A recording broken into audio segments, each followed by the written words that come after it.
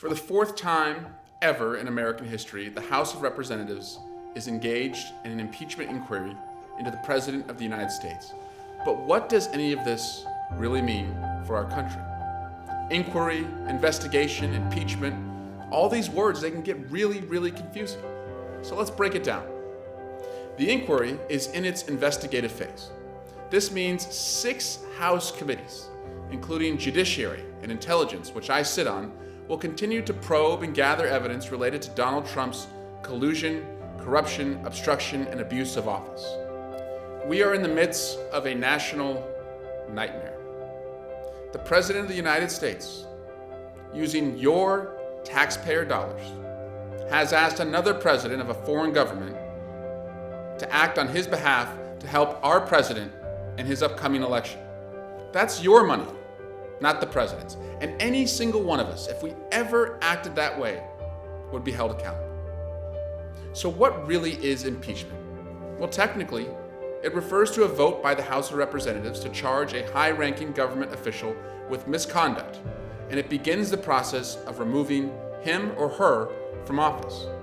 The Constitution explains that removal from office requires a majority vote of the House of Representatives to impeach first, then followed by a 2/3 majority in the Senate to convict and remove. So you can impeach, but not remove. But to remove, first you have to impeach. The Senate would conduct its own trial, and if convicted, the president would ultimately be removed from office. So a lot of people have asked me, why would the House move forward with an impeachment investigation if it may get stalled in the Senate? The answer is simple. We should never prejudge what the Senate is going to do. I came to Congress and I took an oath to defend and uphold the Constitution. And if I see lawlessness, or my constituents believe that there's lawlessness, or the Constitution demands and my conscience requires that we hold a president accountable, I can't think about what the Senate's going to do.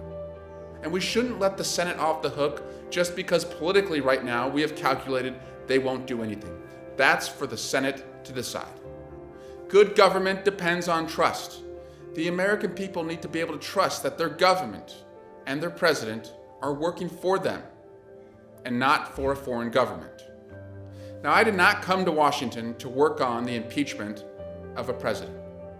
I came to Washington as a prosecutor, as somebody who wanted to work on economic development, the first in my family to go to college, who wants to make sure that anyone who works hard does not come out saddled with student loan debt.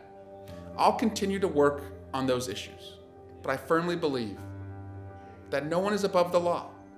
Not you, not I, certainly not the President of the United States.